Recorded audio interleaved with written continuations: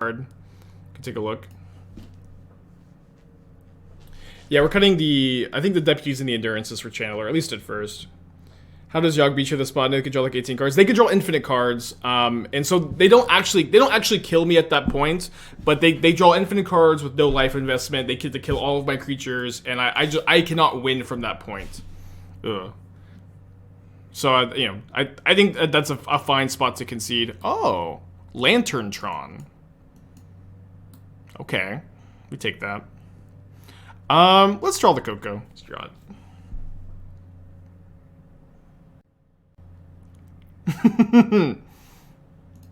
Things were really bad when they played the Urza's Tower, and then they got a lot better when they played the Lantern of Insight. Very swingy couple of seconds there. It's a 4 mana 3/3 that fetches you a 1 CMC instant sorcery. I mean, it's just 4 mana creature in a company deck. Like Venser's insane because it like immediately stabilizes you against Tron and then wins you the game if you can flicker it. They shuffled. Let's go. I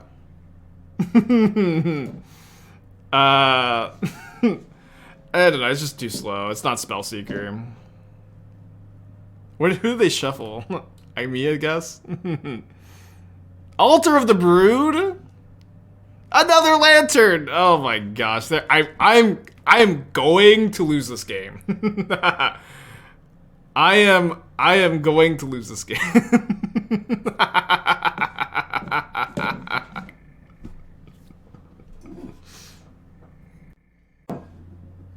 I have not been able to beat Tron Band. Yeah, it's your worst matchup, I think. When you qualify this weekend, any idea what I played at the Pioneer event? Surgical! I don't know. I would be doing a lot of playtesting. I've been really liking the Izzet decks in Pioneer. Creativity specifically, what I really like about creativity is you're good at main decking 4 Prismari commands, and so you're actually like pretty resilient against unlicensed hearse, which I think is unlicensed hearse is a big problem for Phoenix specifically. I guess I'm gonna deputy the Lantern. Yeah, Hearse is a big problem for Phoenix, but much less big problem for creativity, which is kind of like why I was playing that at the last RCQ I played at. I got second at the last Pioneer RCQ I played, I won game 1 of my finals. I was so hyped and ended up losing the match. Who did they target? They targeted themselves, so no Mystic Forge.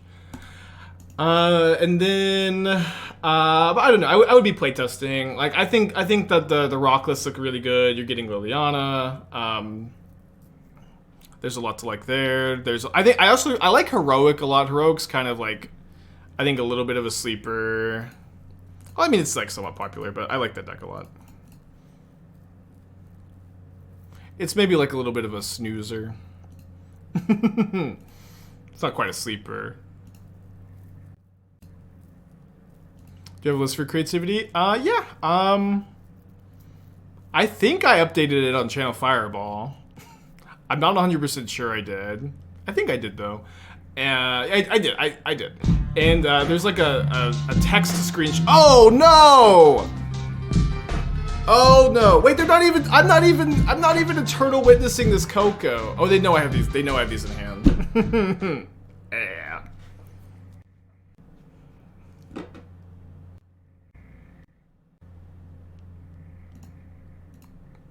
Ban surgical extraction, huh? I had that feeling at PT Valencia 2014, which was modern. Round 1, constructed my opponent. Played Temple of Triumph.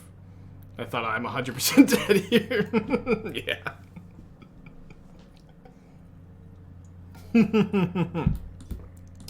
I think we may be able to pull this one out, though. I think we may be able to pull this one out.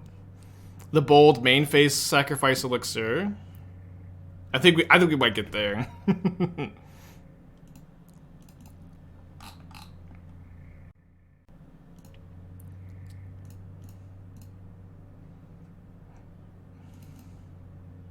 Yeah, they get to redraw the surgicals.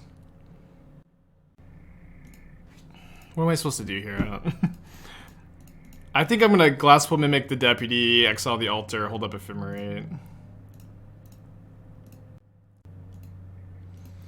If you look back at the Delver deck I built for Pioneer, I had a lot of success with it. I did too. With Slip Out the Back. I don't know what that card does, but if you want an exclamation point card, Slip Out the Back, I'll read it. Yeah, the Delver deck, I always liked it. You know, also kind of like Phoenix, it's like what I like about Delver was way more resilient to the hate cards than Phoenix is, where the graveyard hate only stops treasure crews, and then you're just a deck with like tons of cheap like counter spells and threats, which I always liked that dynamic. Sneaky Coatl, thank you for the resubscription. 23 years. It's been a long time, huh? I think the rise of Heroic Rock and Mono Blue can continue to push down the popularity of Devotion. The deck is super unfun to play against. Yes. Yeah, so like my like, you know, recent history of Pioneer is very excited after the Winota and Expressive Iteration ban. Although I think they should have banned Cruise instead of Iteration. I do think that Wizards correctly identified that the combination of Treasure Cruise plus Expressive Iteration was too powerful, and I was happy that they banned, you know, one of the two. And I was happy that they banned Winota as well. And then Mono Green, super popular, somewhat oppressive. But I do think in my testing and my experience since then, now the way the metagame's evolved with Mono Blue, Heroic, and some of the Is It variants, like Mono Green has plenty of bad matchups in the metagame. Mono Green is like, I think, a great example of like what happens to a format when there's a format-defining best deck. If that makes sense, but but it's also a format where you can target and have good matchups against the best deck, which is not always possible. But there's tons of decks in the format that just squash Mono Green. Do you still think Teferi isn't good at Mono Green? I do want to clarify that I was saying that my point was always, I don't know, I haven't played it, but Teferi is the kind of card that can trick yourself into thinking it's good, because it's a powerful combo card. It goes off with Chain Veil, goes off when you have Nykthos, when you have Oath of Nissa. It's good to storm the festival into. But it's the kind of card that if it was almost anything else, like if it was Nissa, if it was, you know, almost any other card in that spot, you would very likely be winning the game anyways. And so my point was always like, I've seen this deck building decision all the time where people think that this new combo piece is really strong, but the reality is it's you know, lowering your overall win percentage. And so I think it's a lot more nuanced conversation than me thinking Teferi's not good in the deck, if that makes sense. Yeah, it's a win more card. But like, you know, I also haven't played almost any Pioneer in the last 2 months. I don't know is the real answer, but I've seen it before, and I think my suspicion is that it's not good. I guess I probably should have flashed in Solitude, but I think there's a lot of nuance. It's like, it's definitely not, is this card not good? Is this card good? It's is this card actively increasing your overall win percentage? And it's my suspicion that it's not. It's my suspicion that it's not. I think you're going to lose a lot of games that you could win if this card was like, just if it was Nissa instead of Teferi, you could cast it on turn 3. You could cast it when you don't have Oath of Nissa, put a lot of pressure on an opponent. You know what I mean?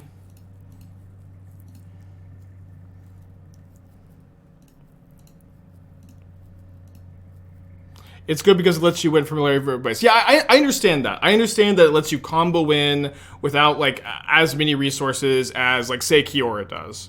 But I also think, at least in my experience playing with and against Mono Green, a lot of the games where you could combo win or you do combo win, you would win that game anyways because you just have infinite resources. You know what I mean? Because you just have infinite resources. And so again, the answer is still, I don't know. I haven't played the format very much, but that's just my like counterpoint. Yeah, we're talking about the Teferi who slows the sunset in the mono green devotion deck. I think the problem with mono green decks is they're all racing each other top. Yeah, that I think that's the best point for Teferi who slows the sunset, is that it is the best card for the mirror. It is definitely the best card to mirror, and I'll be, I think, pretty quick to admit that when I'm deck building, I very rarely make considerations for the mirror match, because usually I'm like brewing and I'm trying new stuff, and I also like a lot of times will just try to outplay my opponents to the mirror, just not be too concerned about like tech for the mirror matches. So I do think that that's probably a gap in my deck building game and my game in general, to be honest.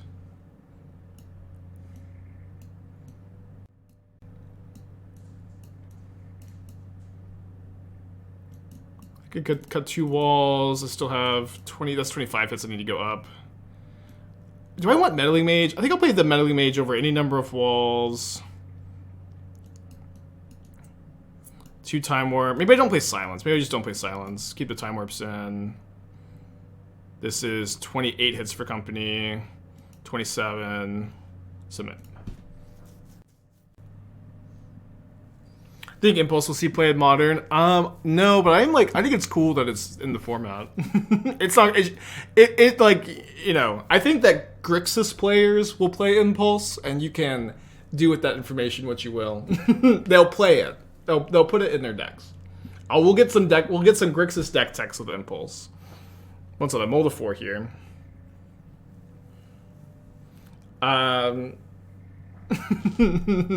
Impulse and Storm. Yeah, I don't know. I don't think so. Maybe. Probably not though. I like Impulse is not the card that Storm needs to make the meteoric rise back to the top. You know what I mean? Impulse and Storm are a piece of the puzzle. I always really liked pieces of the puzzle.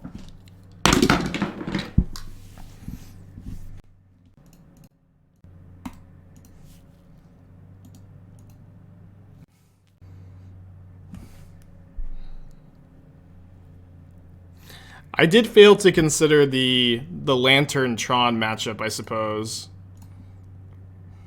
Just gonna choose Ensnaring Bridge.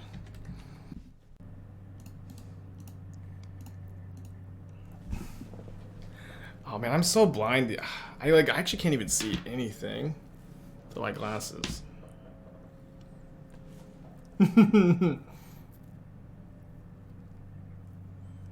We did it. We found the Torpor Orb deck. Spike, my metagame is all Lantern Tron. What do I do? Yeah, I think we'll be fine. I think I'm going to just Glasspool Mimic, Meddling Mage, name Karn the Great Creator. You win this round, Twitch chat. You win this round. Did I see the new Black Saga? Oh yeah, that card is awesome. That card is really cool. I don't know if it's like not modern playable, I think. It's not. It's just so cool. I just can't not help but want to try it. It might be Pioneer playable. It's very powerful.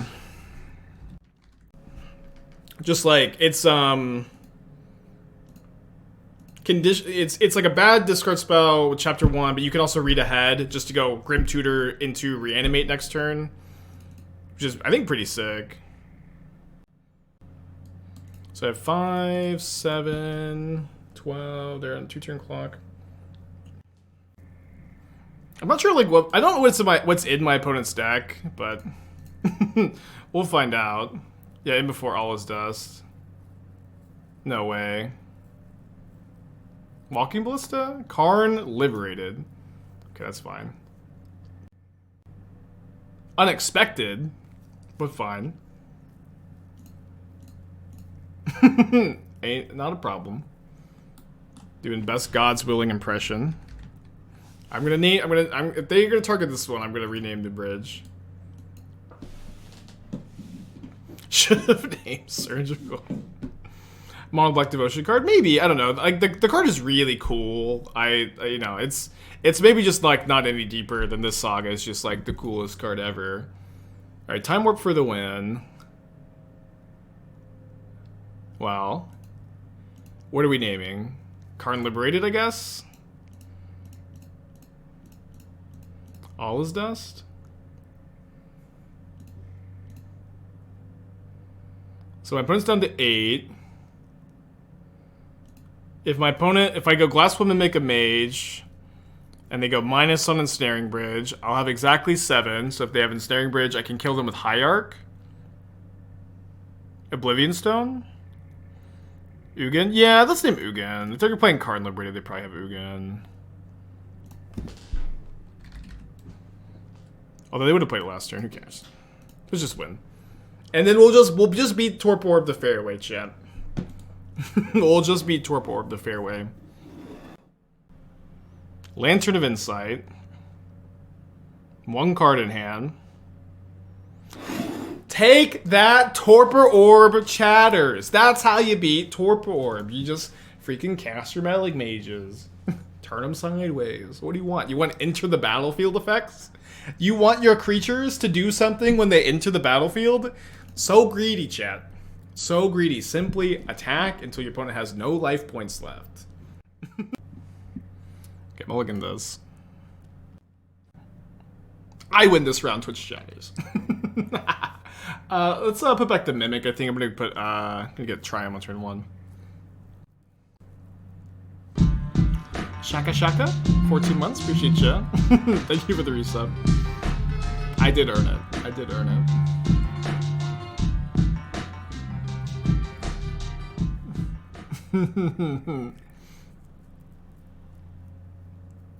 Oh yeah, I forgot that. I guess I didn't follow my plan though, because my plan was to just lose to it. Stomping Ground Ragavan.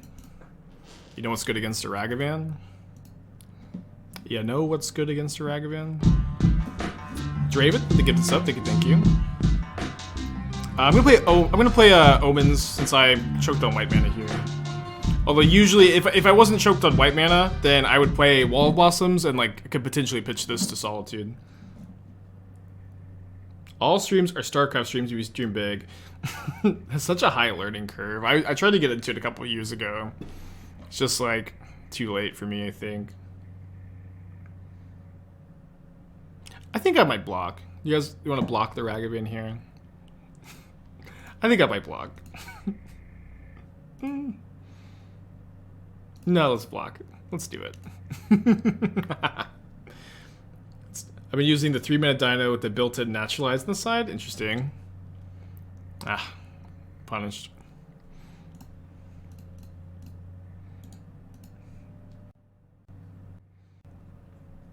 When wanting to try Rabbit Battery with Fable and Pioneer. I do have a soft spot for Rabbit Battery. It's kind of an interesting card to pair it with. What are they doing over there? You got me addicted to Storybook Brawl? Hell yeah, I'm gonna screenshot that and send it to to Gabby.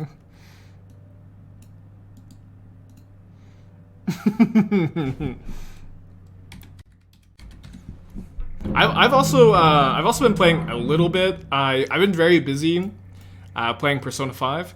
But I'm like, as soon as I finish Persona 5, I'm gonna be back into Storybook Brawl, and I'm basically done. I just have to like watch the ending credits, I think. I think I'm like actually done this time. But this game just goes on and on and on and on. I thought it was done like 20 hours ago, so we'll see. Who's the best girl? Kawakami, I think. I know.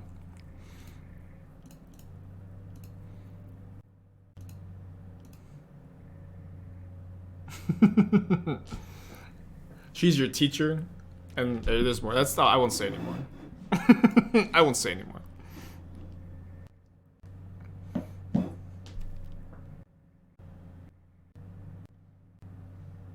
I think I'm gonna ephemerate the wall now, so they can't like respawn with the lightning bolts. I'm also gonna get a basic plans in case they have Blood Moon.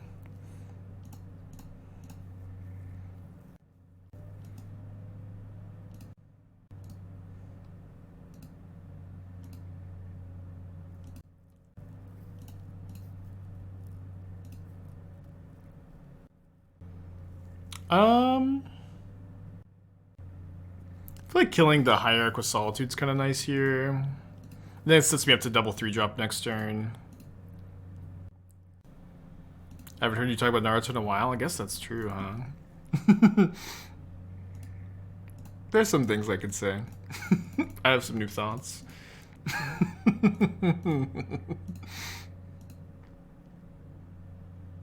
Running back AK tonight to make any changes I consider. Did you see the...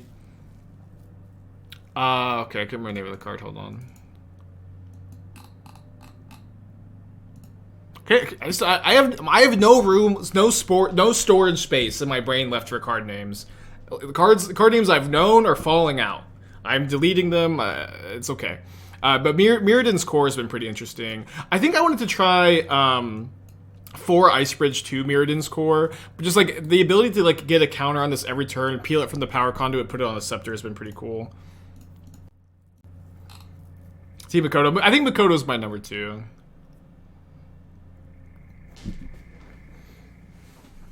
Me and Esther have been hotly debating the best girls in Persona 5. She likes Anne the best, then Makoto. I like Kawakami, then Makoto. Well, we will go through the whole tier list. Haru is really good. Haru, to be honest, like, okay, this. Of all of Esther is the most like Haru, but you know. I don't know. I like Esther is like just exactly like Haru. It's awesome. I definitely have a soft spot for her. Oh, I love Ryuji too. All the characters are so nice. You know, you're like Stockholm syndromed with them for 90 hours, and you just love them all so much. You know.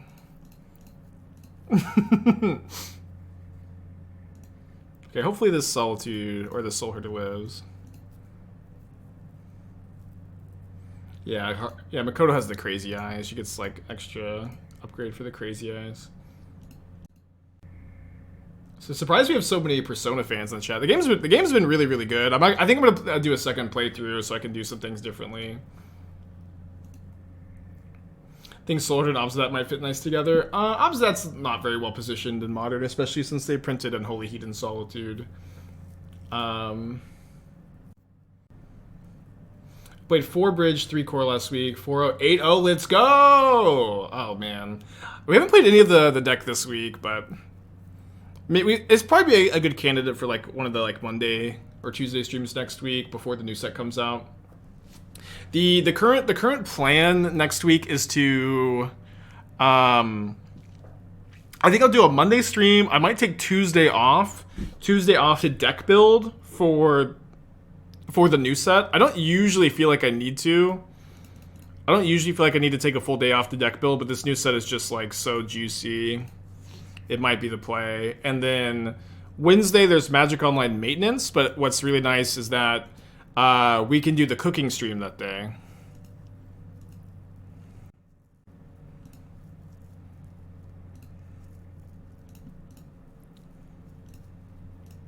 Oh, I should have grabbed Ephemerate. I guess it doesn't really matter. Yeah, we could do the cooking stream on Wednesday when there's Magic Online maintenance, and then Thursday or Wednesday night we'll start diving really deep into the new set.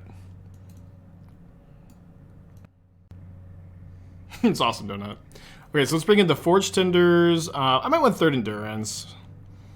I think I don't want the Deputies. They seem to be very fragile. I could want the 4th Solitude. This also seems like a matchup where I'm happy to go down to 1 Time Warp. And then we're at 28 hits for company. Could cut a Mimic. Seems fine. Still consider... Yeah, when is Canister's no ban list event? I keep meaning to like look into it. I keep forgetting. But if I'm free, which is like unfortunately not that likely, but if I'm free, I'll go. And I encourage you guys to play it too. It sounds fun. A deck building stream would be cool and fun to watch part of. You guys don't. People always say this, but you don't understand that me deck building is just me shirtless and sweating and drunk by myself in complete silence, just pulling cards in and out, in and out until it looks good to me.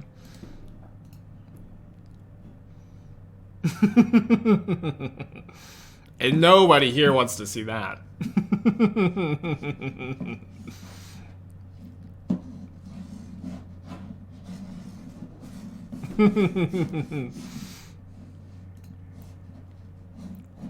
Yeah, that's exclusive premium content.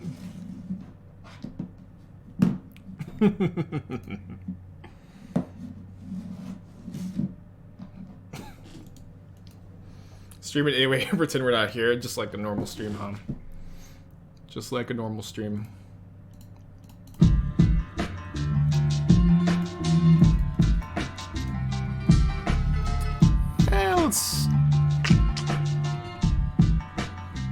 Let's pop in. Let's poke it there.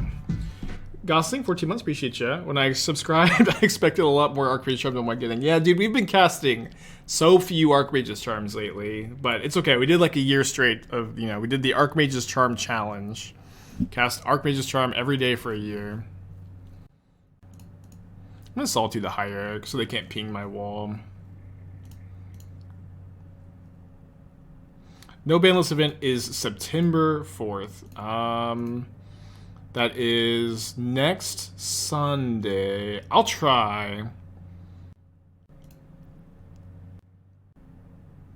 I would pay decent money for a drug ship with me and Caleb. That would be pretty fun. I've hung out with, I guess we, well, I went to Chicago with Caleb for one of the NRG events. Caleb was great. Then we did the no banlist thing. It'd be cool to see him again. Trying to think when I would even get a chance to, though.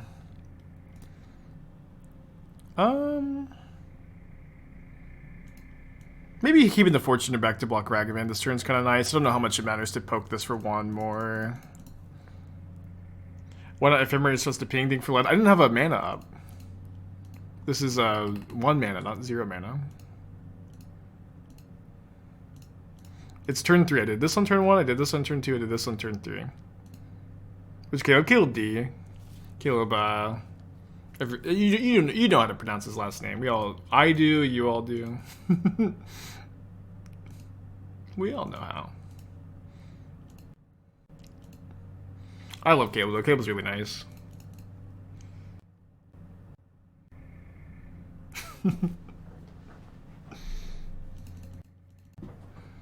Okay, they found a lightning bolt. I have a Forge-Tender though.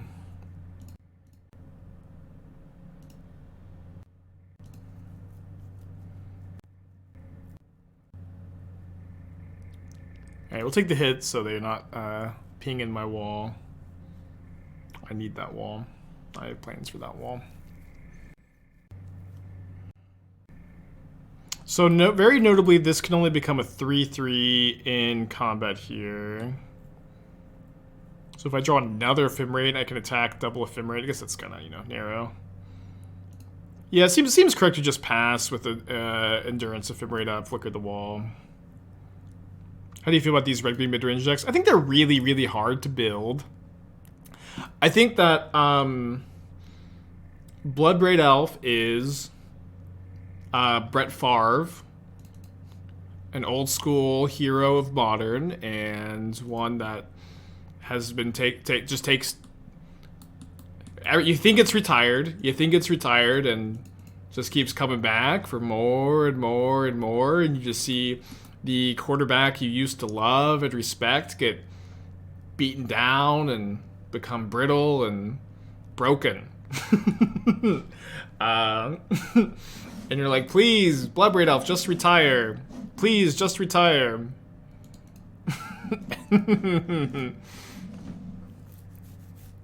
So if I Ephemerate to flicker wall, my opponent can just ping with Ren and 6.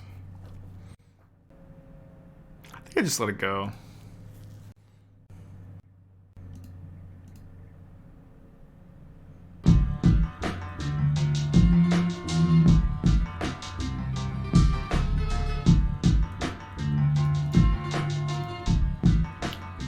You'd have to hit a white card off the Ephemerate. Yeah, maybe that's a better line. I think I just like, I don't know. I feel like keeping the Solitude is really nice to be able to exile the Hearse once they crew it. I've got the Coco next turn. And I just don't have a good block. I was supposed to block the Ragavan. I don't know why I didn't block the Ragavan. I'm supposed to block the Ragavan.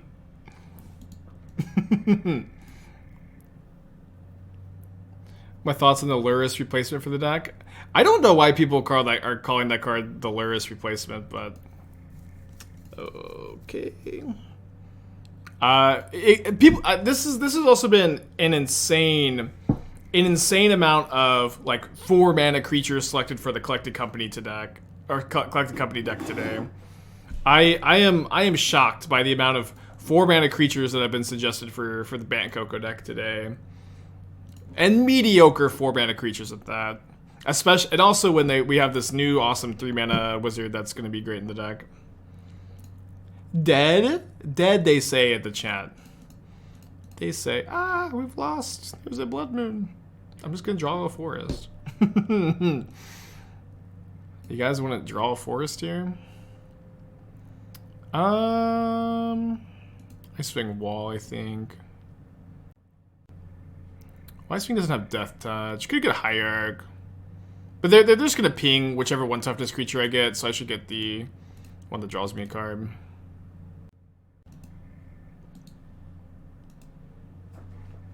Probably still losing, though.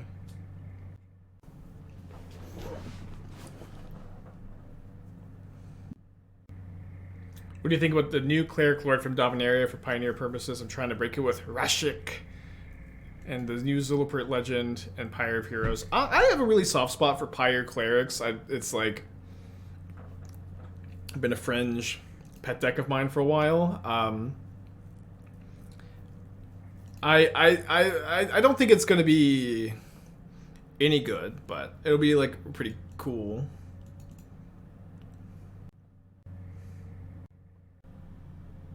Dude, if I didn't let Ragavan hit me, I wasn't going to draw the forest.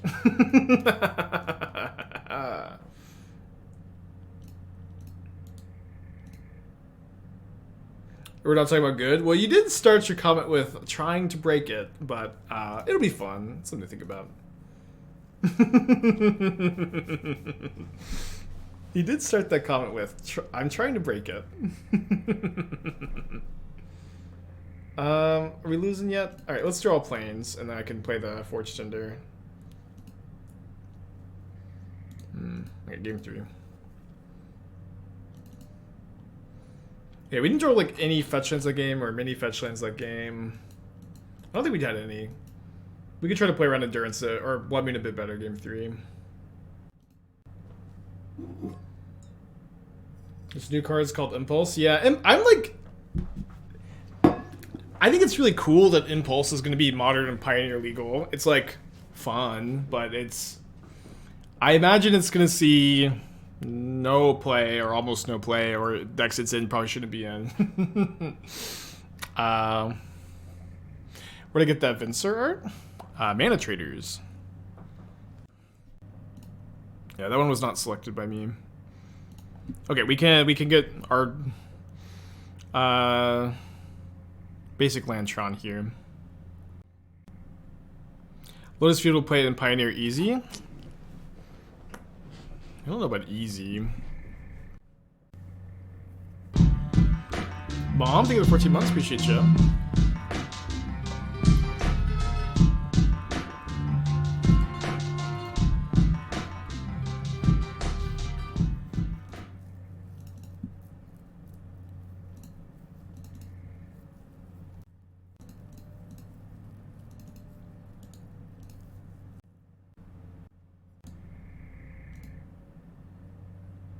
Lotus Field is playing a bad Impulse now. Well, isn't the Impulse that Lotus Field is playing, it fills the graveyard, right? Isn't that relevant? Like, strategic planning has more text than just look at the top 3. It, you know, filling the graveyard is relevant in the deck. It doesn't? Okay, I guess I just need to look at a Lotus Field deck. Wait, they're dashing? They have Fury? Okay, they have Fury. It's been a long time since I looked at a Lotus Field deck. Still called Hidden Strings on MTG Goldfish. Okay, they'll play Impulse. Or they'll start off with a nice, clean 1-for-1 switch on.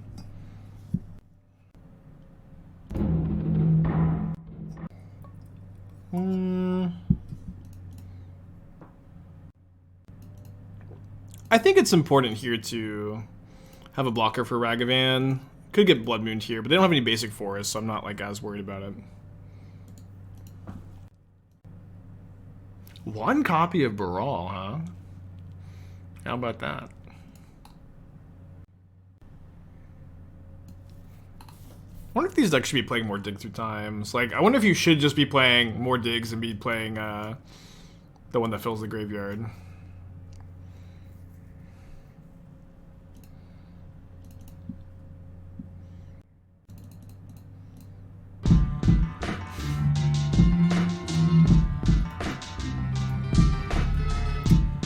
This is fine.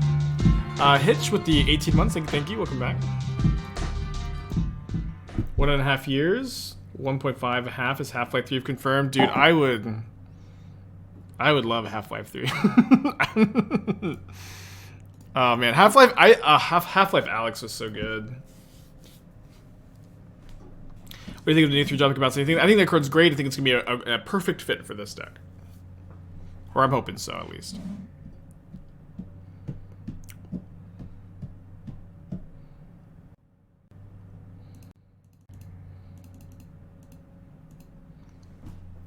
How obvious is this? There's no way they play around it, right? Oh my gosh. I thought for sure they were going to tap the Hearse end of turn, and I would just be able to go, in response to them tapping Hearse, Ephemerate the Witness Collected Company. How obvious was it, though? I guess it was kind of obvious. Alright. Good time walk.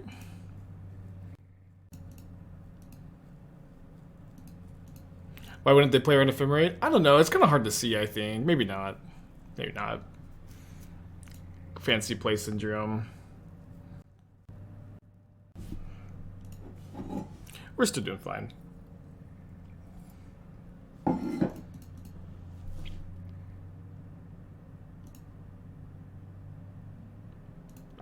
Yeah, I think I'm going to start off cutting 2 Deputy, 2 Endurance for the new card. I think it's a pretty clean swap.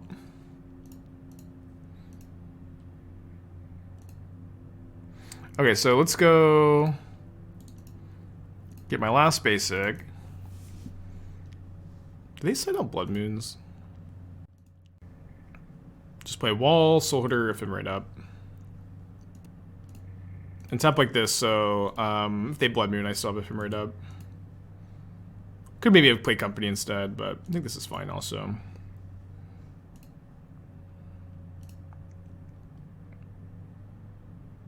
Will I move Endurance to the sideboard? I'll probably change the sideboard. I'll probably have, yeah, more Endurances in the board. That's good. That's an amazing draw. Is this card gonna make Naban flicker a thing? No. Sorry.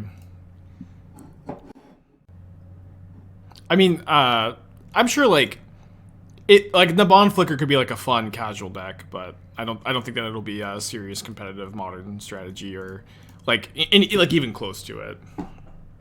Although Harmonic Prodigy is like a way better Naban too. You know what I mean? Like if you're gonna want to like double up wizard counters triggers, like maybe you could play Naban and Harmonic Prodigy, but like Prodigy's like not a legend. It's a 1/3 instead of a 2/1, and it has prowess, which is sick. It's just like way better than Naban. And yeah, maybe you play like 1 Naban or 2 Naban, but you're more of a Harmonic Prodigy deck. And you could play Collected Company. This doesn't sound too bad, huh? Doesn't sound half bad. Only sounds 1/4 bad. Yeah, wizard cycling is a staple modern mechanic. Not much point in going for the Witness Loop into the Hearse here, of course.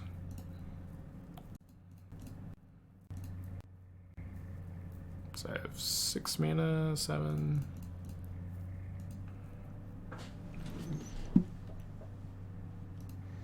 Yeah, I'll just get 2 Soulherders, huh? With the Hearse in play.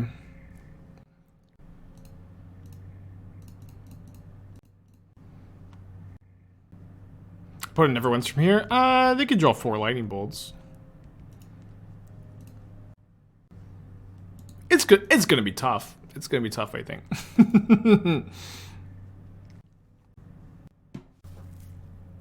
Step through. Which card is step through?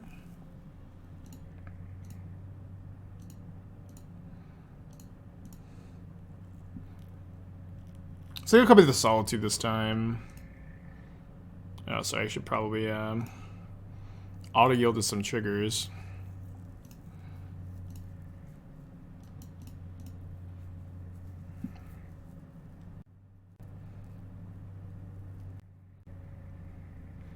Oh, the Wizard Cycler? Yeah, that one's pretty good. Amazing card. Oh, whoops, sorry. I did this wrong. I forgot I was copying the Solitude. Although let's just gain 9. I didn't set this correctly, but I do think like the only way we lose is somehow getting burned out and or getting 10. Gaining 10 here, we just never lose.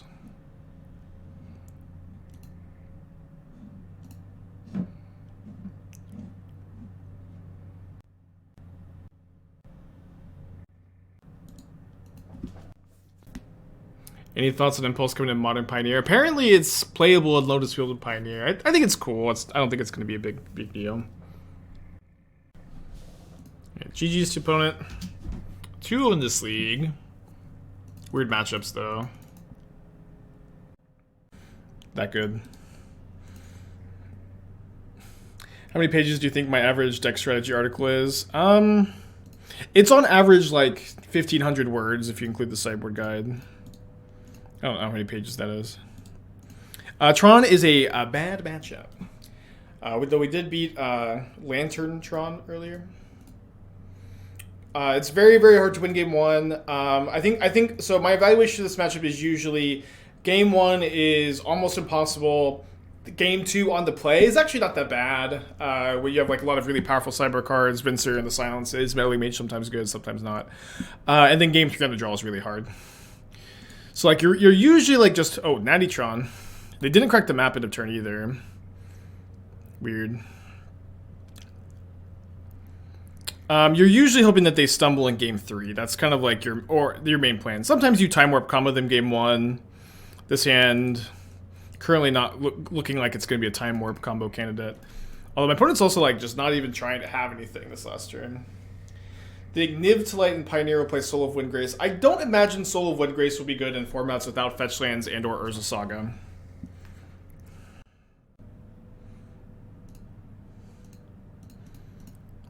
We're playing.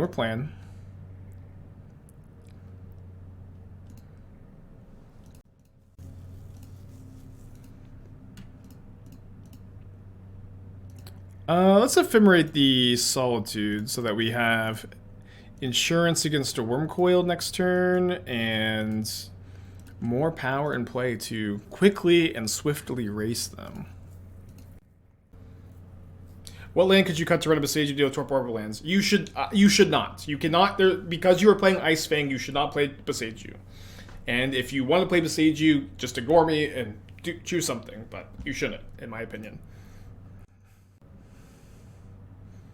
I think that you will lose more than you will win if you add. Like I think that adding Besage lowers your overall win percentage in this deck.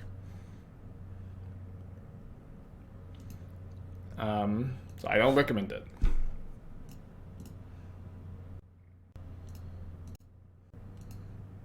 This is a pretty ambitious game we're playing here, huh? I don't know. I'm not dead. I have Deputy of Detention.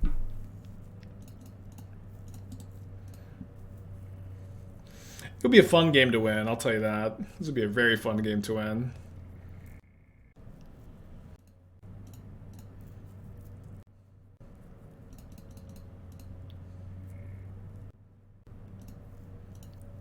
Need a little help.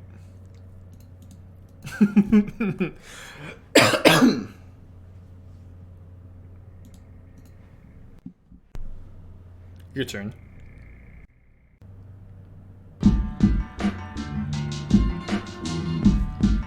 Give the Gosling 3 with the 2-pack. Appreciate you. Alright, we gave it our best, huh? Okay, so bring in the 3rd Time Warp, the Vensers, the Silences. Meddling Mage is always a card I'm kind of disappointed by, but I do think being able to name a card in the Great Creators so they can't torpor you is like good enough to bring in. I think I'm going down to 1 or 0 Solitude, no Endurance. This is currently 23 hits for company. I need to get that to like 26. I think I want the 3rd Deputy. I think I want like 2 walls. And then maybe go down no Solitude. This is 25 hits. So we can go up to 1 more wall, -1 company. Click submit. Knight. I usually like Deputy more than Knight because they answer all the same things, but Deputy exiles Wormcoil, Knight doesn't. Although Knight is like more pressure, I guess, but you're also just like not winning the beatdown game plan very often. This hand's good if it draws Silence. If my opponent goes turn 1, Chromatic Sphere, I can Meddling Mage, Sylvan Scrying. I think I can talk myself into keeping this on the play. Can you teach me how to play the deck? I can. If you spend $5, you can get a CFB Pro subscription, and I wrote a deck guide for CFB Pro, and you can get some insight on how I pilot the list, at least. Silence for Strahd is just delayed in 1 turn. So you can loop Silence with Eternal Witness and a Flicker effect, either an Ephemerate or a Solitude. Sorry, Ephemerate or Soulherder, to silence them every single turn. So they did play Chromatic Star, so I'm going to go Meddling Mage, name Sylvan Scrying. Oh no, my spelling bee. Sylvan Scrying. Pass the spelling bee portion of the exam. Hey Tashi, how's it going? They find another Chromatic Star, or was this a sphere? It was a star. And I think I'm going to prioritize getting the Witness into play. It's very important for Time Warp and Silence loops. 5 cards in hand. Warping Will of the Witness. Turnpike, Deck Tech. Can do that. Post a link in the chat.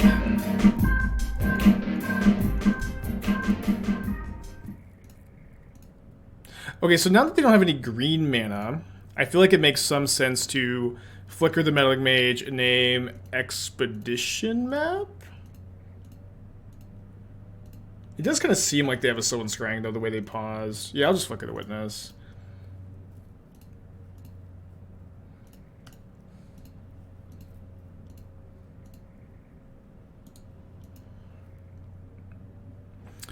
Easy peasy, lemon squeezy. I don't think I saw it in the chat, Turnpike, but whenever you get it ready. And yeah, I think this is again kind of my evaluation where you lose game 1 most of the time, you win game 2 on the play a lot of the time, and then game 3 on the draw is tough. You really need them to stumble, or you can draw like super perfect, I guess. Does this deck with the new blue 2/3 modal dude? Yeah, that card is nuts in this deck. I think it's just I think it's a perfect fit. Silence is very good. Yeah, this is an example of like a really nutty draw that can be Tron, actually. Where we have Silence to stop their turn 3 Tron, followed by Venser to delay them a turn, and Ephemerate to start bouncing their lands. Yeah, so here we go Upkeep Silence into Ice-Fang.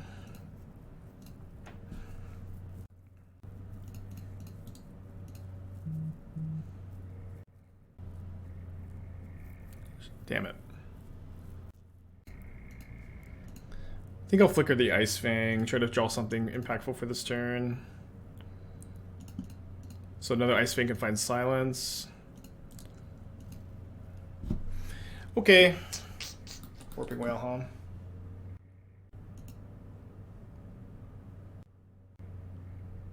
Oh, that was a punt when I have Ephemerate coming down.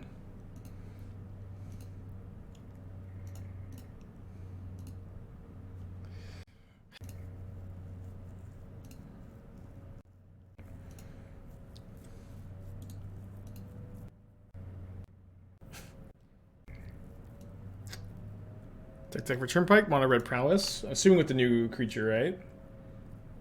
Oh no. Are you not wanting to? I really like the new 1/2 trample, cast an instant or sorcery, put a counter on it. It's also a wizard for Wizard's Lightning, which is huge. I feel like you can pretty easily play that card over Blister Coil Weird. I think it's a relatively big upgrade. Okay, they got Sundering Titan, which I can bounce next turn. Dude, winning this game would be very exciting. If I draw Ephemerate too, I can go bounce 2 Tron lands. Soulherder, not quite good enough.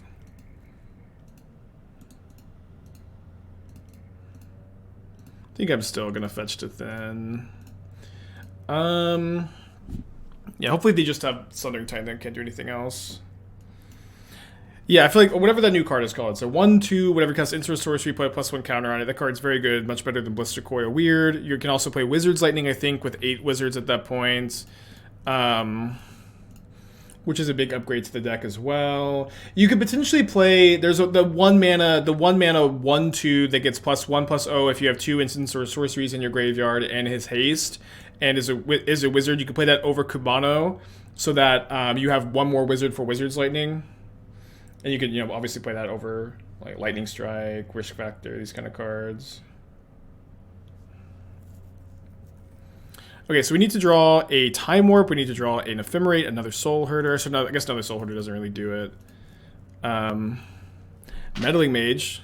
Oh, I hear my knees popping. Meddling Mage on Sundering Titan works, kind of.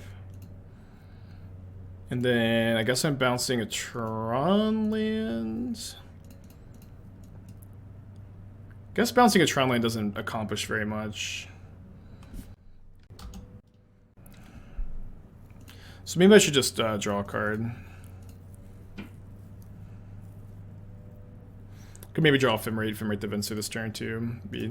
Or Silence. That would be nuts. Probably getting Blast Zone. They got Urza's Tower. Weird. Alright, no help.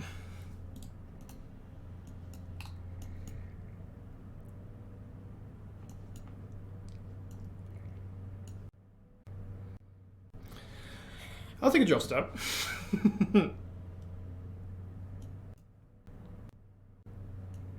No white man. I'll concede, actually. I'll concede. Tough match. Gave it our best. Go. But also, like, this card is 1 color instead of 2, so it'll be interesting to see if this card makes the cut. Whirling Vortex good as blue-white control. Blue-white control is not very common in Pioneer, and it's also, like, mediocre against them, I would say. Yeah, Rampaging Ferocidon for the Sacrifice decks, that seems like a sideboard card worth playing. Do you put Gigant in the sideboard of decks that lose the restriction in some sideboard games? Yeah, I do, usually. Blue-white control is one of the best decks. Blue-white is the 3rd most popular deck in the format. It's not. Saying blue-white control is one of the best decks in Pioneer. I know I'm not playing a ton of it these days. I think that can't be true. I also don't care what MTG Goldfish says. Blue-white control is not more popular than Rakdos, Mono Green, or Phoenix. And then there's also like a handful of decks past that I would rank as more popular than blue-white control. I don't care what Goldfish says. But a Goldfish also probably doesn't say that. Maybe your local metagame is full of blue-white control, but I at least like my RCQs and like what I've been seeing when I watch people play, it's just like not only is it not that popular, it also kind of sucks. It's like not a very good deck, I think.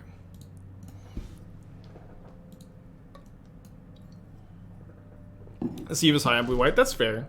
The Steve's always high on blue-white. I think the deck is pretty bad. But even the Vortex isn't good against them.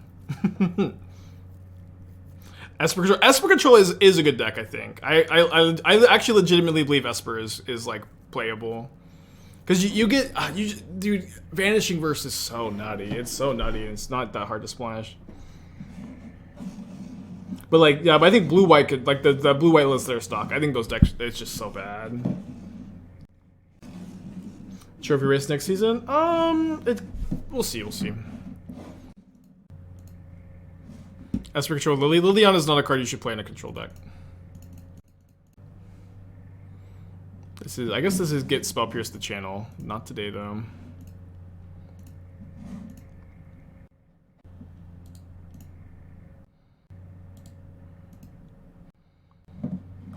I've lost 3 top 8 season, all to blue, white, or Esper.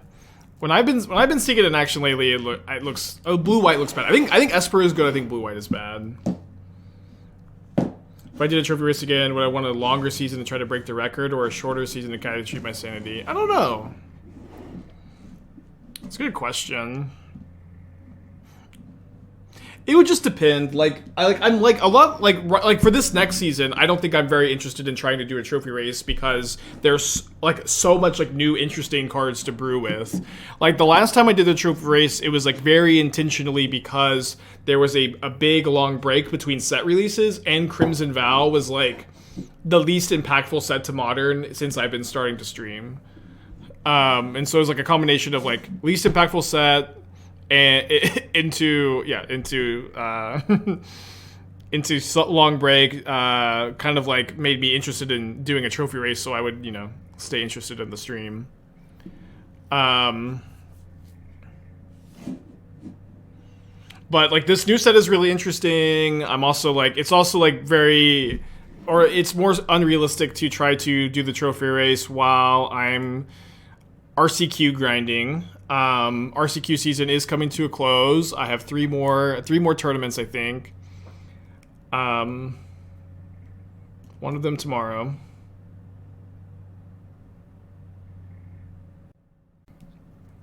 Maybe I should have deputied first. Alright. Yeah, I should have deputied first. It's coming close to start getting back up in October. Yeah. Yeah, if it's just gonna start back up again, I don't know.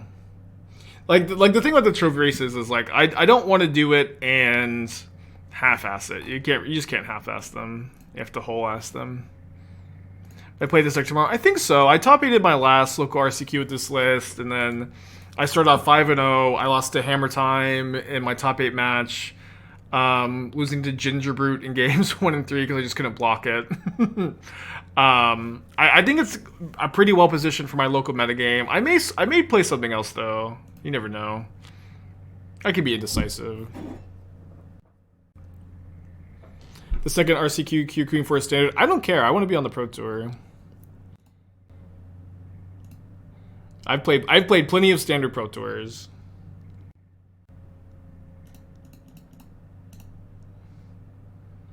Maybe I should have played second Soulherder here. I think I'm going to be in on just flickering this Deputy, them not having a burn spell. What are my options in paper? Anything I want, really, with some exceptions, but... I also, you know, I've been grinding locally tournaments for years and years and years, so there's really never been a tournament in like the last 5 or 6 years that there's been any card I wanted to play and I couldn't, because I just, you know everybody in the area and we look out for each other.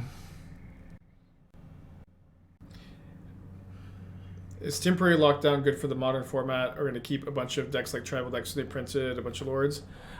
Is it going to be good for the modern format? This is like a very existential question that I don't have the answer to. It's going to be like fringe playable in a couple deck sideboards. I don't think it's going to be like I think blue-white control gets to play it, and then maybe like 1 or 2 like Esper Reanimator probably likes the card a lot.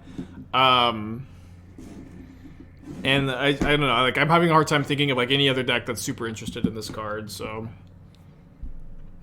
But like about the whole like keeping tribal decks down, there are tons of cards in Modern that keep tribal decks down, and the 3 new lords are good. They're not good enough to make tribal decks tier 1 in Modern again. Are they good enough to maybe make them somewhat playable? We'll see. But this is still, you know, Fury the formats, Solitude, Ephemerate, Red and 6. Plague Engineer if you need it.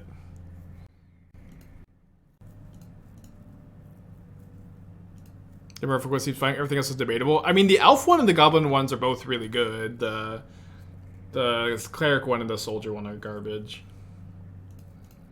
Yeah, I'm excited to play some Goblins on stream too. Okay, do I have enough mana to... I only have 8 mana. I can't triple spell. Yeah. I've been saying this too. I think Goblins is like kind of the notable exception to this rule of tribal decks being not very good. Ooh, interesting.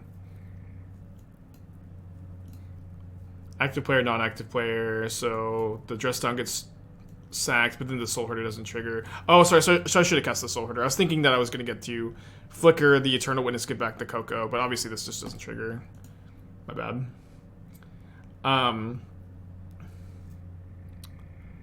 What was I saying? Yeah. So my prediction with Goblins is that people are going to pick it up with the new Lord and realize that it's just been playable this whole time. It is different from all the other tribal decks because it's a tribal deck full of a crazy amount of card advantage, has more card advantage now with the new Lord, has a relatively low mana curve, is really good at utilizing Aether Vial with all the card advantage, really powerful sideboard, and has access to a 2-card 5-mana combo with both combo pieces being individually good Goblins. I broke the all-time trophy record with Goblins last or 2 seasons ago, whatever. I think people are going to pick up the deck and they're going to, with the new Lord, and realize it's just been good this whole time, or think it's good because of the new Lord. I think Soulherder without Coco and like Eladamri's Call plus Elemental could be a thing. Yeah, the deck is 4-color Omnath. That deck is 4-color Omnath, and then you cut the Soulherders probably, but. The philosophy behind this deck is that hold on. The philosophy behind this deck is that I think I need to like Coco into cantrips. It does like Ice-Fang Ephemerate. The philosophy behind this deck is that Collected Company gives you a reason to build this deck as a 60-card Soulherder deck instead of just 4-color on that. Gosling, thank you for the 2-pack. Appreciate you.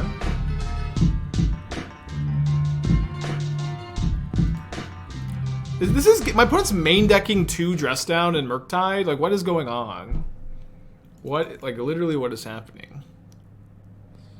Okay, let's bring in the Forge-Tenders, the 4th copy of Solitude, the 4th copy of Endurance. We got both Time Warps usually. Yeah, doing what Borrower could never do. A lot of different ways we could configure the sideboard here. I think I'm going to do this. I'm going to decide what I'm cutting for the Lord. Not 100%. I still want to play Mog Fanatic because Mog Fanatic's really good with the Lord. So I'm getting kind of stuck on it. I'm going to figure it out. We always do. But I think so. Chieftain has been somewhat important to give Conspicuous Snoop haste for the haste kill, but the Lord effect is less relevant. So what I was thinking you could do is cut 2 ringleaders, 1 chieftain for 4 lords, and beyond that, I'm not sure if you want to go down to like 23 lands because you're lowering the mana curve. But I also kind of want to play 4 Mog Fanatic because that card is just so sick with the Lord. So we'll see. Martoni, 5 months. Gosling with the gifted sub. Now, like if I thought Mog Fanatic was already main deckable in Modern, and now like it has like a big synergy with the new card printed, maybe just play 4, maybe 3 main 1 side. I don't know. I'll look in the 1-lander. Is the original list somewhere? This deck, it maybe the Stream Decker. YouTube maybe is the best spot for it. Don't know what I want to put back. I kind of want to put back the Deputy. Let's close. And might want to get Bant Shrine with this so I have double white for Solitude later. Is there, if there's a card that someone sideboards in every match, is a right to run in the main deck? Paulo Vitor Dama de Rosa has actually a really good YouTube video talking about common sideboard fallacies, like ideas like this that are like, I side this card out in every single matchup, or I bring this card in every single matchup. It should be in my main deck or my sideboard, you know, whichever one that's appropriate for. But it's a little bit of a fallacy. Where one, like a lot of times you'll have cards that are like generically good in your main deck, generically good cards in your main deck that you'll be wanting to sideboard out for efficient cards post sideboard a lot of the time, most of the time, all of the time. That doesn't mean they're not good in your main deck, but it doesn't mean that they shouldn't be in your main deck. But it also doesn't mean you shouldn't side them out every time. And then conversely, there are sometimes like somewhat transformational sideboard plans that you can employ. And you'll board them in every single time. That doesn't mean they should be in your main deck, but that doesn't mean they shouldn't be either. Or it doesn't mean they shouldn't be in your sideboard.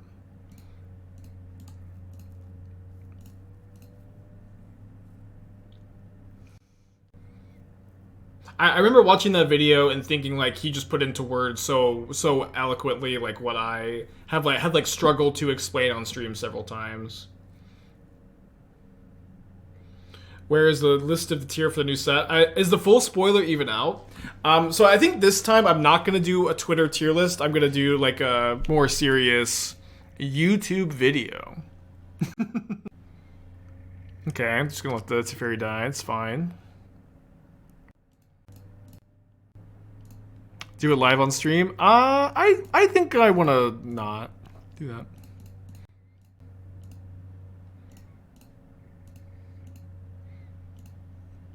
The full spoilers out. Okay, was there anything cool or interesting in the end? Wait, what is this? Argivian Cavalier, 3 mana, 2/2 enlist, and it's battlefield make a 1/1 token that you can enlist with. It's gonna go well in my enlist deck, I think.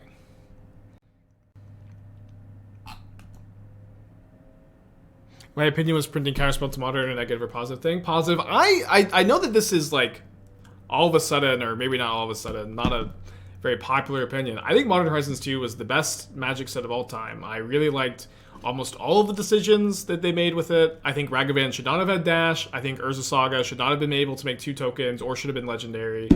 But beyond that, I feel like the set was really good. I like what it's done to Modern.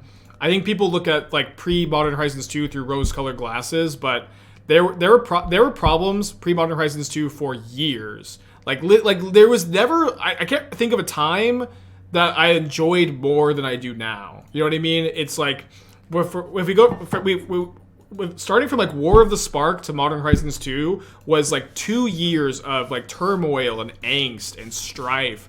I'm not going to jam the Eternal Witness into the open mana. Turmoil and angst and strife, and there's so many problems constantly, and I can't think of a single metagame in the 2 years before MH2 that were better than they are now. And I think that a lot of decisions really helped the format. Obviously, not everybody's happy with it. If you don't like it, that's fine. Everybody disagrees with certain aspects of any set. You know, there's always going to be something.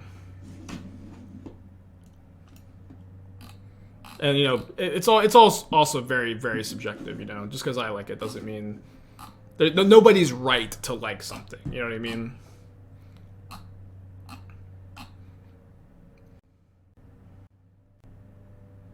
I would love for them to play, like, Ledger Shredder here, and I could cast the Solitude into turn. Don't think they're going to Murktide into their Dress Down.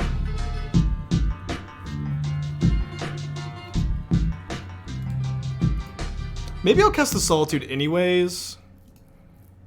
Yeah, I think I should do this to pressure their counter magic. Since they're at 7 life, they're kind of forced to counter this, and then I can go Eternal Witness into Soulherder if I draw a land, or, you know, get Eternal Witness back to Solitude, get some value, use my mana.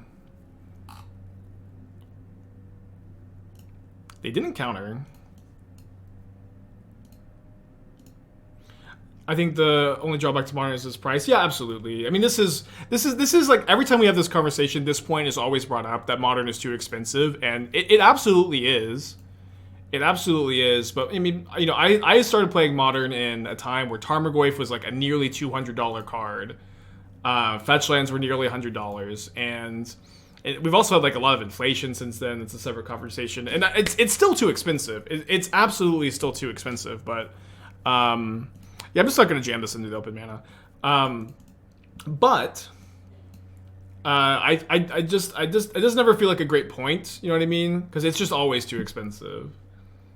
It's always a problem, and you could pick any Magic conversation in the last 10 years talking about Modern, and you could say it's too expensive, and you'd be right, but just wouldn't feel like a very productive point to make, I guess. Yeah, it's just a different conversation, I guess. I guess that's way a better point I'm trying to make. Just a different conversation. Standard is usually the most expensive long term. Yeah, for sure, for sure. I definitely know from my eras as a standard tournament grinder. After Jason Band, there are multiple decks hovering around 2K. Yeah, yeah. I mean, they've always been like around that price range. I mean, like Jund mid-range is like a $3,000 deck, and people would foil it out. And then that's why they're still here today, is because they spent so much money. Greyhound, thank you for the 9 months for Shicha, and then Loki with the 6. Then check out the new Black Reanimator Saga. Yeah, I love that card. I love that card. It's like, it is really, really cool, and I like it a lot. Is it going to see any play in a format that I like? Maybe not. Maybe if I qualify for a Standard Pro Tour, I'll be really excited to get to play with that one, though.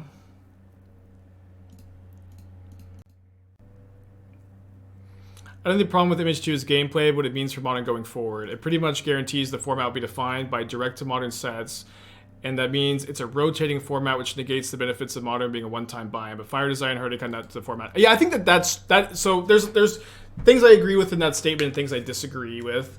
So one thing about like Fire Design is, when I think of Fire Design, I like to think of 2019 to 2020 design, starting with like War of the Spark and ending around Call Time, maybe like the core set before that.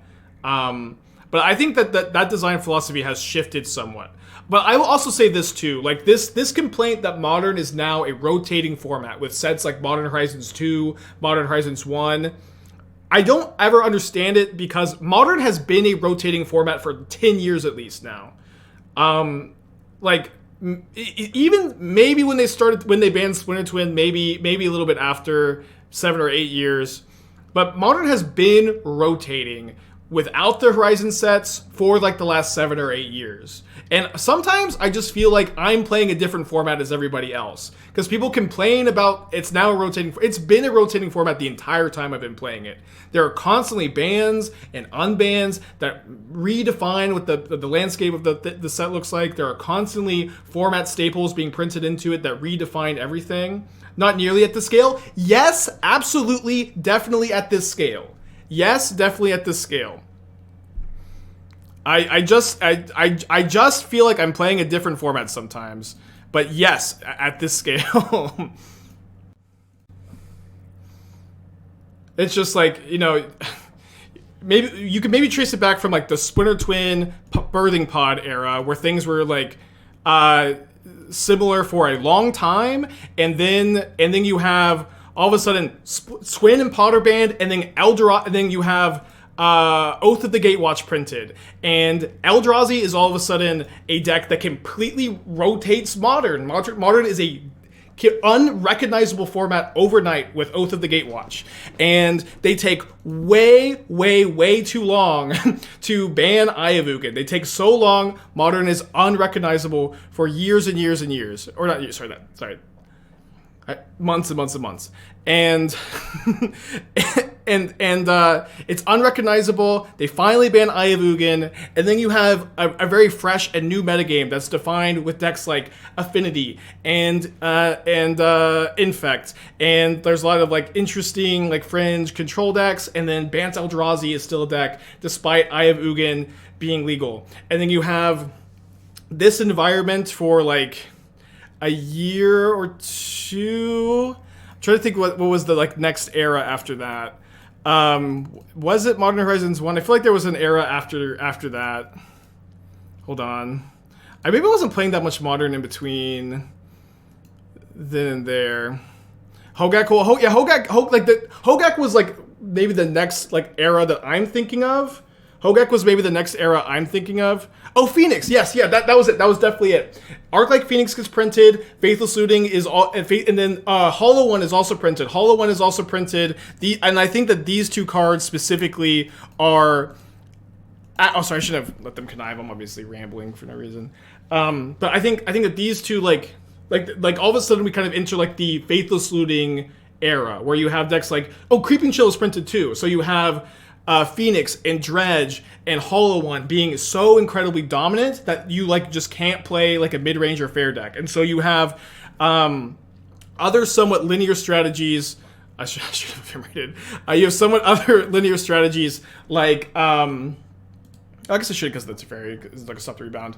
Like spirits being like somewhat easily able to like compete with these, sometimes humans, but you don't see any decks like Jund or Jeskai midrange or any fair deck for like a whole like year plus in this era. And then you have Modern Horizons 1, and starting from Modern Horizons 1, the modern format changes every 2 months until the Modern Horizons 2 comes out. It's like actually insane when you think about how formats are changing and rotating. When you start from Modern Horizons 1, the format changes every 2 months in a drastic, unrecognizable way for like almost 2 years until Modern Horizons 2 comes out. And now it's been a little over a year and things have not changed very much. So if you want a format that doesn't change, it doesn't rotate, you should thank Modern Horizons 2. But it's just like you have the Hogak meta into Hogak is banned into the Urza Arkham's Astrolabe Mox Opal deck that ends up being banned into the Uro Field of the Dead decks, which are so hyper crazy. And then you have the Broken Cascade Valky deck, which was the best deck Modern has ever seen, the most overpowered deck in Modern's history. Into the Heliod Prowess combo deck. Prowess aggro deck. And I would say like any of these modern formats are unrecognizable from like 2 months to another, you know? And again, it just comes back to, I feel like I'm playing a different format from everybody on Reddit. I'm just playing it. I've just been doing something else from everybody on Reddit who's like, Modern Horizons 2 changed everything. It was so good before. You know what I mean? It's just, I just feel like people look at it through these rose-colored glasses that are not an accurate representation of what it was like to play Modern for like the last 7 or 8 years. You know what I mean? I just feel like you guys have been playing a different game. Gonna subtlety beam.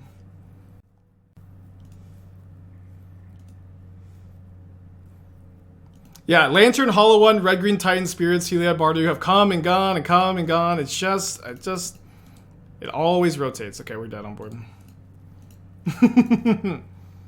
Maybe rotate's not a word that's reused. Runners really shake up format. Sure, yeah, but it's always been like that. It's always been like that. And if anything, Modern Horizons 2 brought stability to the madness and the shakeups. You know what I mean? It brought like a new era for sure, but it hasn't been this stable since I started to play. I almost guarantee you that Celestial Colonnade was as expensive as Solitude is now. That being said, someone in chat put it really well earlier. I think these conversations about price need to be separate from the conversations about format playability and format fun and format diversity. It just has to be a separate conversation. You know what I mean? Because people always like to pull out the Modern is expensive though trump card. You're right. It should be less expensive, but it's just a completely different conversation.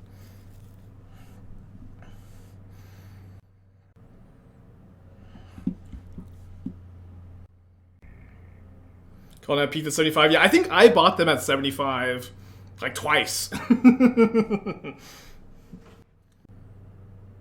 Yeah, something tells me Wizards is interested in keeping cards really expensive. Everything with 2 months, appreciate Jim. I don't usually do league predictions when I'm 3-2, but we could maybe... We're playing for 2-2, we could maybe do that. Yeah, it's so weird to me that Commander is, driving the costume now.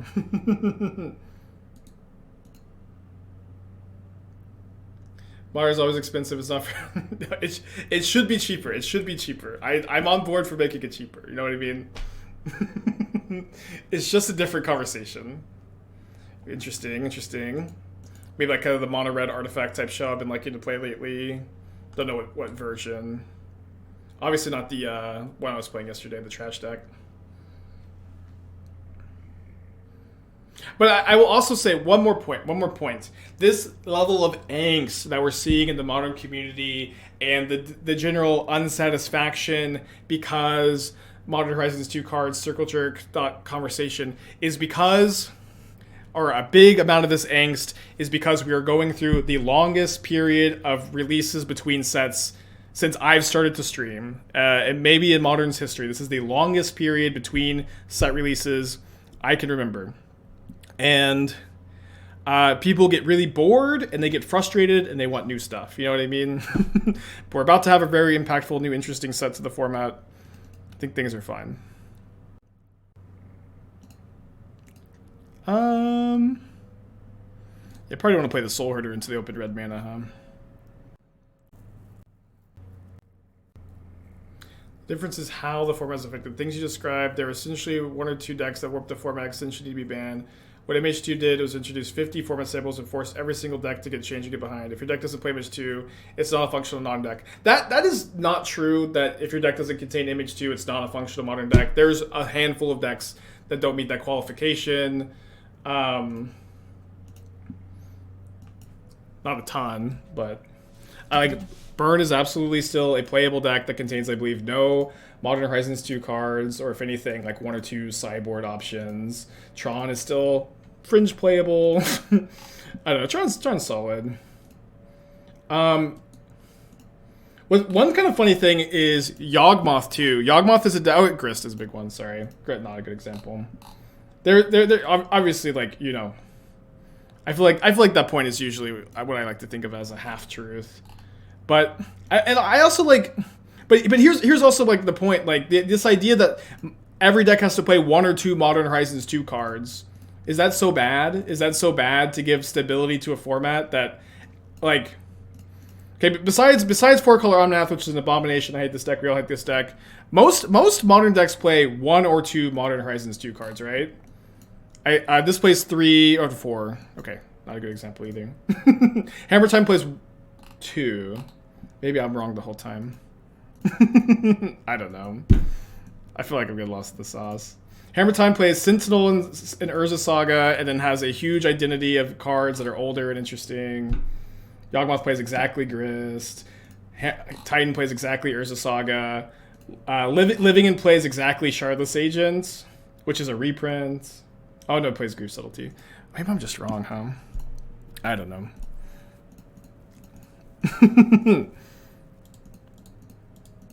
I don't know. Maybe it's just hard to argue with that, because you're not wrong. You're not wrong. Almost every deck has to play Modern Horizons 2 cards. But is that the end of the world?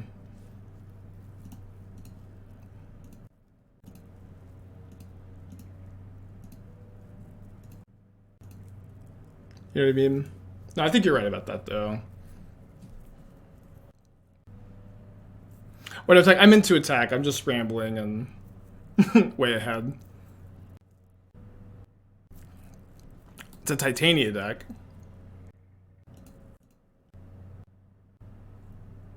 Yeah, I agree with that point. I don't care what set a card is from, as long as the game is good and interesting. You can disagree with that, but and a lot of people seem to really care.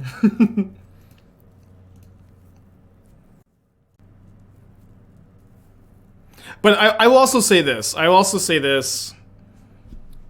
Wow, because I can never shut up. It's like yes, Modern is a format defined by Modern Horizons cards. I think it's also it's just going to be like this. You know what I mean? Like, it's always been changing. Modern has lacked a consistent identity for the last 7 or 8 years. It has a much more consistent identity now. We're here though. You know what? You know what? We're here. The format is defined by Modern Horizons 2 cards. And you can, you know, at some point you just have to make a decision. Like, is this a format you're interested in playing? Is this a format you're not interested in playing? Because I don't think it's healthy to engage with the game the way I see a lot of people engaging with the game, with just like a ton of anger and angst and just like constant complaining. You know what I mean? At the very least, you can always complain in Doomwix chat if you if that is how you want to engage with the game.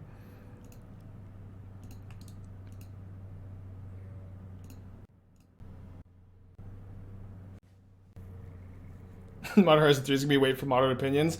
I actually have the prediction that they're never going to do a Modern Horizons 3.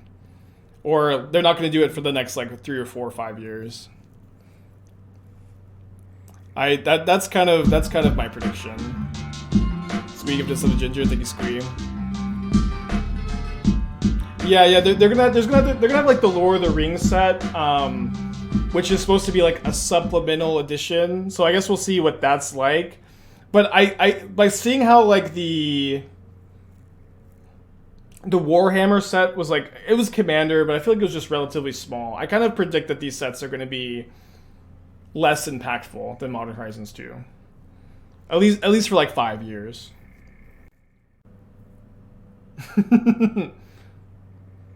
Image 3 isn't Lord of the Rings.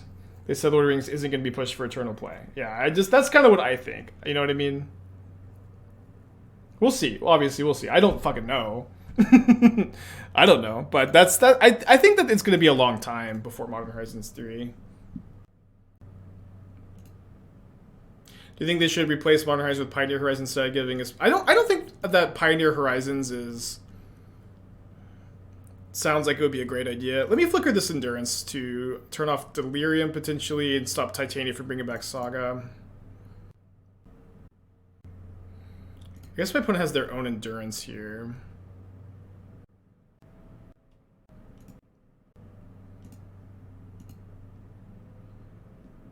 Let's make him use it.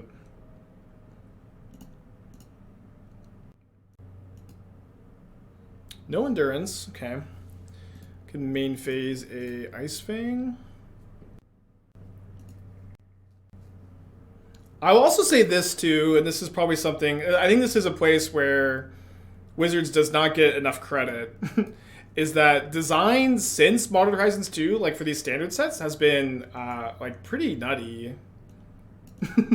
Or like they haven't like no cards since Modern Horizons 2 has been printed has been banned in Modern. You know what I mean? They banned Luris, which needed to go. This was definitely like Fire era design. But Streets of New Capenna, Kamigawa, both Innistrad sets, Adventures of Forgotten Realms, Strixhaven, Kaldheim, and then now this new set too, have all, I think the design of all these sets in the context of Pioneer and Modern has been very good. And has been a really refreshing change from the years of the years of a broken card for Modern in every set, or 2 broken cards, or 3 broken cards in every single set. Oh, sorry, I need to play a green source here, so I should have played the wall. They did have Endurance, but they didn't Endurance me when I went for the Eternal Witness. That's really weird. Yeah, you could argue that Kaldheim was not on this list. I feel like Trickery and Tybalt were easy to miss, whatever. I liked Kaldheim, but you could say that things started good with Strixhaven, but like for 1, 2, 3, 4, 5, 6, and then 7 with Modern Horizons 2, just not that bad. Okay, so they're gonna make 5 5/3s.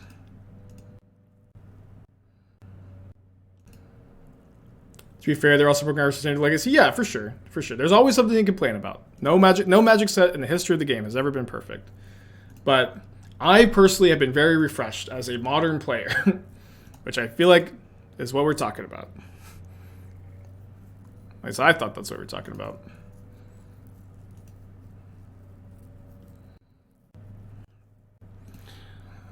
So I think we're going to be able to survive the wall onslaught, but then we're going to need to find, or so the elemental onslaught, but we're going to need to find a Deputy of Detention, Solitude, or Time Warp to survive.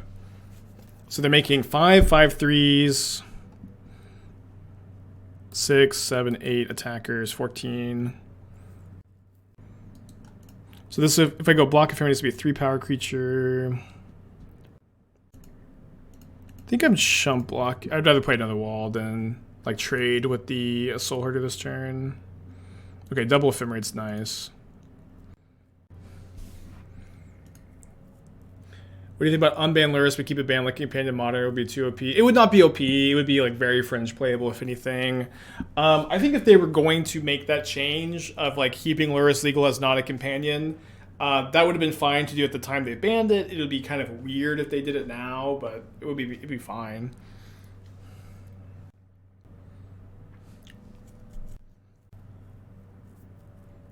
Okay, they're keeping up a mana here. Traversing for a land. Don't have Delirium. Look what they did to my boy Windrake. Oh wow, look at this power creep, huh?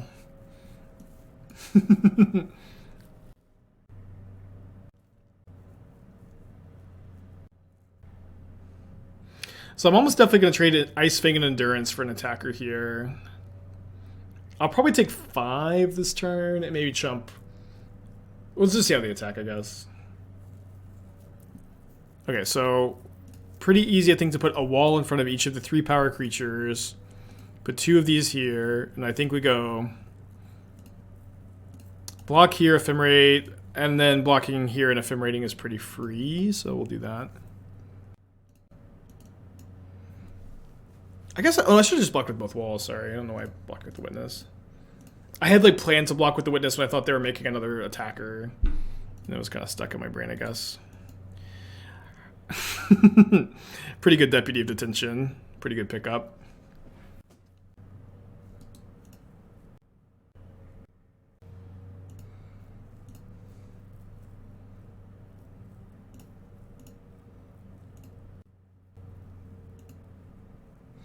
Yeah, there's a lot of stuff from the new set I've got my eye on. I'm going to be making a YouTube video tonight talking about the new cards I'm interested in.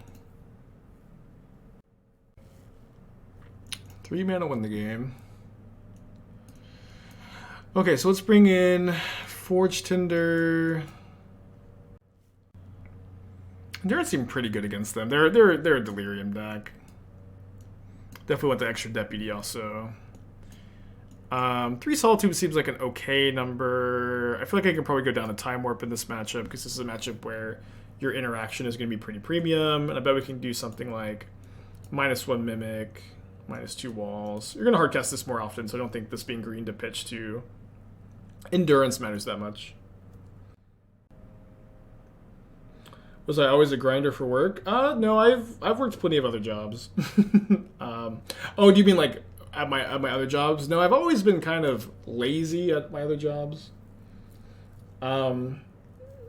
Which is like a combination of, I think it's like largely like Esther makes me a lot more motivated and a lot more interested in trying at life, and it's also like much more rewarding to put in a lot of work when you're working for yourself and you're working doing something you love rather than a shitty job where you don't get paid enough. Runs on a mold of 5. Do you think the new Goblin Lord makes 12 White Goblins the best budget deck ever? Well, it depends on how much the new Lord costs, I guess. He'll be good in that deck, probably.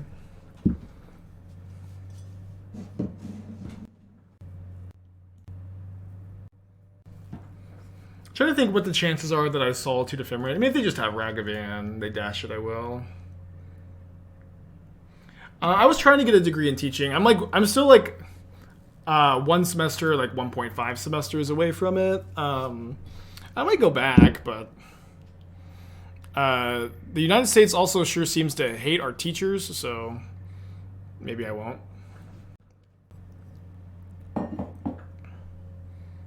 So I could pressure the Ridden 6 by Solitude Ephemerating right now.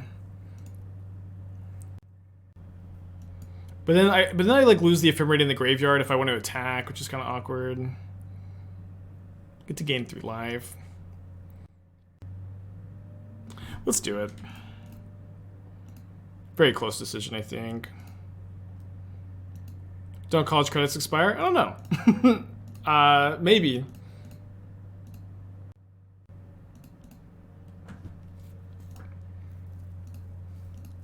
blocks, so I get to gain 3 life instead of giving them a life.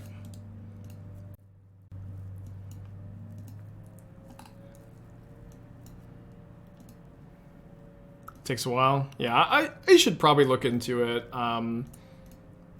I really don't want to go back though, and I don't know that I would want to be a teacher if I do go back.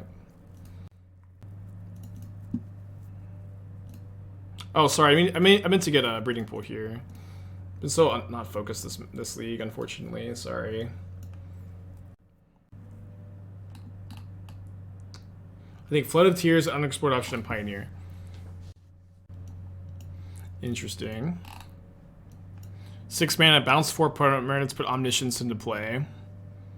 It's kind of cool. I feel like Gatecreeper Vine looks really bad. I don't understand the Gatecreeper Vines here.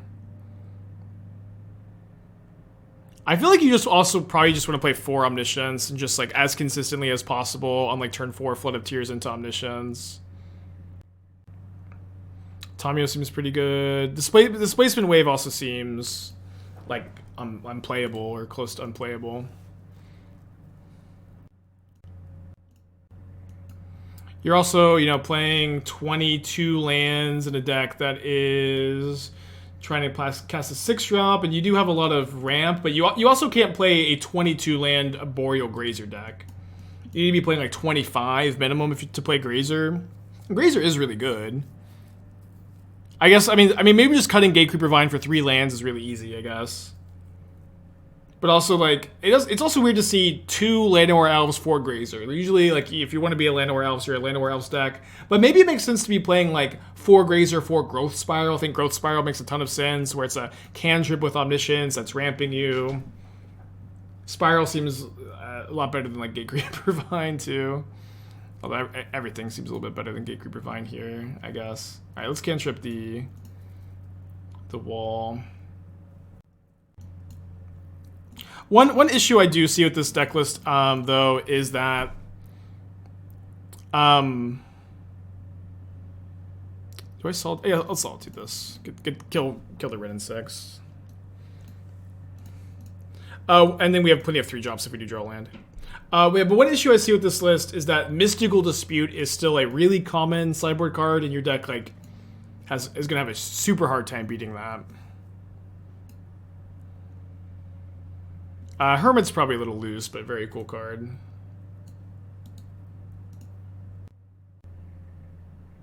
Yeah, but yeah, the fact that Spiral's a cantrip and you have Omniscience seems really important. That's also what I like about Llanowar Visionary. Might not want. I don't know. I've never played with Topiary Stomper. I don't know if like that card is even playable, but I'm not sure exactly what I'm recommending elsewhere. Is there any 3-mana card that gives you 2 mana? Is there any 3-mana ramp spell that effectively nets you 2 in Pioneer?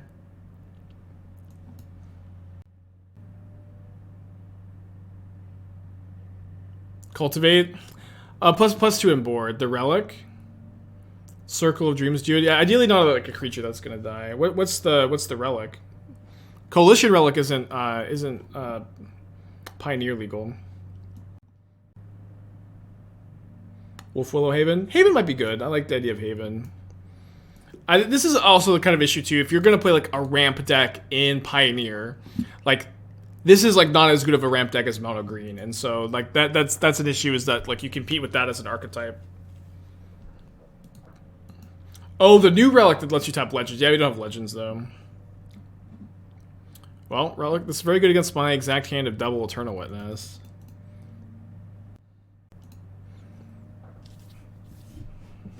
Bounty of the Luxa? It's just crazy enough to work, huh? Wow. I do think, you know, 6 mana, bounce 4 permanents, put Omniscience into play is pretty interesting. But I do think Mono Green just probably being the better ramp deck is going to be that deck's biggest hurdle to overcome. Well, we've had a lot of looks at land number 3.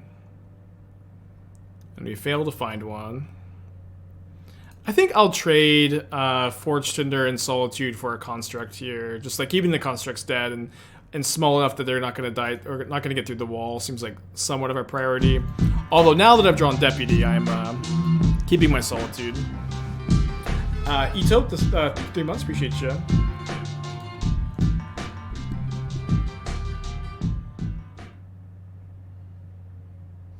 Nissu Shakes the World? Yeah, maybe. I like that card. Yeah, what's cool about Nissa in that deck is it's another permanent to put into play with this 6-drop, and then it also just lets you cast Omniscience, too. I also just love Nissu Shakes the World. I love that card. Hydra Krasis. The problem with Krasis is it's not good with Omniscience.